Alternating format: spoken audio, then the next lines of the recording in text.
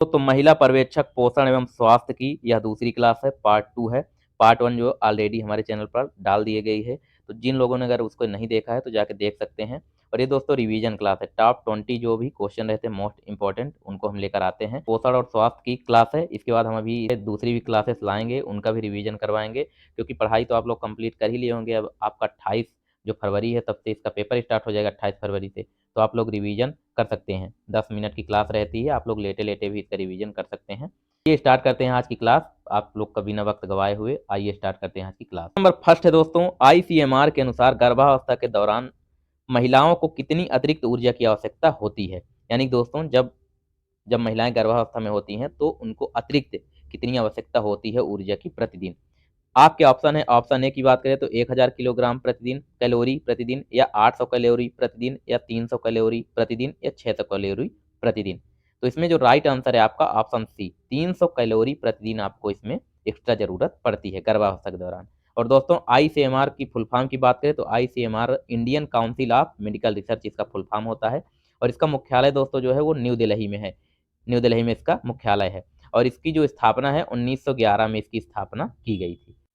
उसके बाद इसमें क्वेश्चन नंबर 2 देख लेते हैं, माइक्रो न्यूट्रिएंट सूक्ष्म पोषक तत्व, ये जो निम्न में से तत्व दिए गए हैं, जैसे कि ए नंबर है iron, B number calcium, C number phosphorus और डी नंबर पोटेशियम। इनमें से कौन सा जो सूक्ष्म पोषक तत्व है आपकी बॉडी में रहता है। तो इसमें जो राइट आंसर है ऑप्शन ए, आयरन जो है आपकी बॉडी में सूक्ष्म तत्व पाया जाता है। इसमें सूक्ष्म पोषक तत्व की बात करें तो विटामिन ए होता है, विटामिन बी 12 हो गया, विटामिन डी हो गया, विटामिन के हो गया, विटामिन ई हो गया, और दोस्तों आयरन, जिंक, मैग्नीशियम और आयोडीन, ये सारे तत्व जो है सूक्ष्म पोषक तत्व होते हैं। नंबर थर्ड देख लेते हैं, किस बीमारी का टीका अभी तक नहीं बना है। आपके ऑप्शन है, ऑप्शन नंबर 1 काली खांसी, option B diphtheria, option C tetanus, या ऑप्शन डी एड्स। इसका राइट आंसर है ऑप्शन डी एड्स। एड्स का अभी तक टीका नहीं बना है दोस्तों। बाकी काली खांसी, डिप्थीरिया और टिटनेस का जो कि टीका है DTAP, ये जो टीका होता है ये इन तीनों के लिए होता है। और दोस्तों डिप्थेरिया, टिटनेस और इसको काली खांसी को जो कि पर्टुसिस भी बोलते हैं, 7 वर्ष से कम उम्र के बच्चों को ये जो टीका है वो लगाया जाता है। और एड्स की बात करें दोस्तों तो एड्स जो है वो HIV वायरस के द्वारा फैलता है, एड्स। क्वेश्चन नंबर 4, ट्यूबरक्यूलिन किस रोग में प्रभावकारी है। आपके ऑप्शन है ए पोलियो, ऑप्शन बी तपेदिक, ऑप्शन सी डेंगू, या ऑप्शन डी कुष्ठ रोग। इसका राइट आंसर है ऑप्शन बी तपेदिक, यानी टीबी जिसे बोलते हैं। ठीक है, इसमें दोस्तों पोलियो वायरस जो है ये मस्तिष्क एवं रीढ़ हड्डी को प्रभावित करता है। ये पोलियो जो होता है पोलियो वायरस के माध्यम से फैलता है, ये आपकी रीढ़ की हड्डी और मस्तिष्क को प्रभावित करता है। डेंगू की बात करें तो डेंगू जो है वो एडीज मादा मच्छर के काटने से फैलता है। ठीक है, फिर कुष्ठ रोग की बात करें दोस्तों तो माइक्रोबैक्टीरियम लेप्री नाम के बैक्टीरिया से यह होता है कुष्ठ रोग, इसे लेप्रोसी भी बोलते हैं। क्वेश्चन नंबर 5 देख लेते हैं, जन्म से 4 माह तक के बच्चे को आहार क्या होना चाहिए। यानी जो जन्म हुआ है जिसके बच्चे का, उसका 4 माह तक आहार क्या होना चाहिए। आपके ऑप्शन है, ऑप्शन ए माँ का दूध, ऑप्शन बी पूरक आहार, ऑप्शन सी अर्ध ठोस आहार, ऑप्शन डी ठोस आहार। इसका राइट आंसर है ऑप्शन ए माँ का दूध। उसके बाद दोस्तों क्वेश्चन नंबर 6 देख लेते हैं। तो क्वेश्चन नंबर 6 है, टीबी की प्राथमिक रोकथाम की जा सकती है किसके माध्यम से। आपके ऑप्शन है A dots, option B MDT, option C BCG vaccine, या ऑप्शन डी इनमें से कोई नहीं। तो इसका जो राइट आंसर है दोस्तों ये है ऑप्शन सी, BCG वैक्सीन के माध्यम से टीबी की जो रोकथाम है वो की जा सकती है। डॉट्स की बात करें दोस्तों तो डॉट्स भी फुल फॉर्म होता है डायरेक्टली ऑब्जर्व्ड थेरेपी। टीबी के इलाज के लिए अभी डॉट्स भी दिया जाता है, लेकिन जब टीबी हो जाती है तब इसके इलाज के लिए दिया जाता है। फिर MDT की बात करें दोस्तों तो MDT जो होता है ये कुष्ठ रोग के उपचार के लिए होता है, मल्टी ड्रग थेरेपी से बोलते हैं। जी वैक्सीन की बात करें दोस्तों तो BCG का फुल फॉर्म बैसिलस कैलमेट ग्वेरिन होता है, जो कि टीबी से बचने के लिए दी जाती है। तो इसका राइट आंसर है ऑप्शन सी। क्वेश्चन है क्वेश्चन नंबर 7, बालवाड़ी पोषण कार्यक्रम की शुरुआत समाज कल्याण विभाग द्वारा किस वर्ष की गई थी। आपके ऑप्शन है, ऑप्शन ए 1970 यानी 1970, ऑप्शन बी 1977, ऑप्शन सी 1988, या ऑप्शन डी 1998। इसका राइट आंसर है ऑप्शन ए 1970 में यह स्टार्ट की गई थी बालवाड़ी पोषण। और दोस्तों यह कार्यक्रम ग्रामीण इलाकों में 3 से 6 वर्ष बच्चों को पूरक आहार उपलब्ध कराना इसका लक्ष्य था। इस मेन लक्ष्य था वो 3 से 6 वर्ष ग्रामीण बच्चों को पूरक आहार उपलब्ध कराना था। इस कार्यक्रम के तहत बच्चों को प्रतिदिन 300 कैलोरी ऊर्जा और 10 ग्राम प्रोटीन जो है वो प्रदान करना था। क्वेश्चन नंबर 8 है, पोलियो को चिकित्सा विज्ञान की भाषा में क्या कहा जाता है। आपके ऑप्शन है, ऑप्शन ए पोलियो स्पूरम, ऑप्शन बी पोलियो स्कूलर, ऑप्शन सी पोलियो कवरेज या ऑप्शन डी पोलियो माइलिटिस।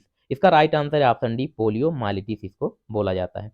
फिर अगला क्वेश्चन, क्वेश्चन नंबर 9 देख लेते हैं। टाइफाइड से शरीर का कौन सा अंग सर्वाधिक प्रभावित होता है? आपके ऑप्शन है, ऑप्शन ए आंत, ऑप्शन बी यकृत, ऑप्शन सी हृदय या ऑप्शन डी फेफड़े। इसका राइट आंसर है ऑप्शन ए आंत।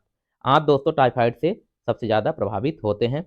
और यकृत की बात करें दोस्तों, तो जो यकृत किससे प्रभावित होता है, तो ये यकृत जो है लीवर जिसे बोलते हैं, तो ये दोस्तों प्रभावित होता है पीलिया से, जिसे जॉइंटिस भी बोलते हैं, ये पीलिया से प्रभावित होता है। वहीं दोस्तों फेफड़ों की बात करें तो निमोनिया से सबसे ज्यादा प्रभावित होते हैं फेफड़े।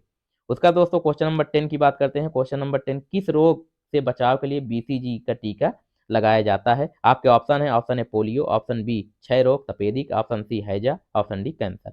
इसका राइट आंसर होगा ऑप्शन बी क्षय रोग तपेदिक यानी टीबी।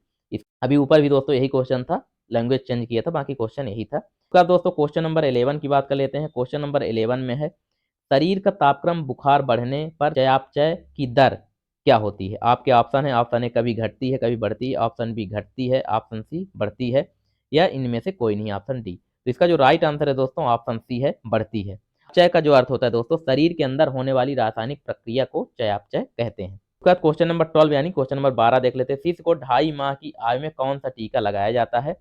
आपके ऑप्शन है, ऑप्शन ए खसरा का टीका, ऑप्शन बी डीपीटी का प्रथम टीका, ऑप्शन सी डीपीटी का द्वितीय टीका या इनमें से कोई नहीं। इसका राइट आंसर है ऑप्शन सी, डीपीटी का द्वितीय टीका जो है वो शिशु को 2.5 माह की आयु में लगाया जाता है। और दोस्तों खसरे के टीके की बात करें तो खसरे का जो टीका है 12 से 15 माह में लगाया जाता है खसरे का टीका, जिसे मेजल्स बोलते हैं। उसके बाद इसमें जो डीपीटी का प्रथम टीका है ये दोस्तों 4 से 6 सप्ताह का जब बच्चा होता है तब लगाया जाता है। वहीं डीपीटी का द्वितीय जो टीका है 10 से 14 सप्ताह के अंदर लगाया जाता है। फिर दोस्तों इसका जो तीसरा डोज होता है, तीसरा डोज लगाया जाता है 15 से 18 माह के बीच। और उसके बाद चौथा डोज जो है ये 5 साल के अंदर लगाया जाता है। और दोस्तों लास्ट बूस्टर डोज जिसे बोलते हैं फिफ्थ, ये 10 साल के बाद लगाया जाता है। ठीक है, इस प्रकार से इसका डीपीटी का टीका लगाया जाता है। उसके बाद दोस्तों इसमें क्वेश्चन नंबर 13 देख लेते हैं। तो क्वेश्चन नंबर 13 है, किस आयु वर्ग को खसरा रोग सर्वाधिक प्रभावित करता है? यानी किस आयु के वर्ग को खसरा जो मेजल्स है वो सबसे ज्यादा प्रभावित करता है? आपके ऑप्शन है, ऑप्शन ए 6 माह से 1 वर्ष के बीच जब बच्चा रहता है तब, या 0 से 5 वर्ष के बीच जब बच्चा होता है तब, 0 से 6 माह का होता है तब, या ऑप्शन डी 6 माह से 3 वर्ष का होता है तब। तो इसका जो राइट आंसर है ऑप्शन डी, 6 माह से 3 वर्ष के बीच जब बच्चा होता है तब सबसे ज्यादा खसरे रोग का सर्वाधिक प्रभावित करता है। उसके बाद क्वेश्चन नंबर 14 देख लेते हैं। क्वेश्चन नंबर 14 है, धात्री माता के भोजन में कौन सा पोषक तत्व की अधिकता होनी चाहिए? प्रोटीन, कैल्शियम, उपरोक्त दोनों या इनमें से कोई नहीं। इसका राइट आंसर है ऑप्शन सी, प्रोटीन और कैल्शियम जो है दोनों की मात्रा अधिकतम होनी चाहिए पोषक में। उसके बाद क्वेश्चन नंबर 15 देख लेते हैं। क्वेश्चन नंबर 15 है दोस्तों, बालकों को विटामिन ए की खुराक क्यों दी जाती है?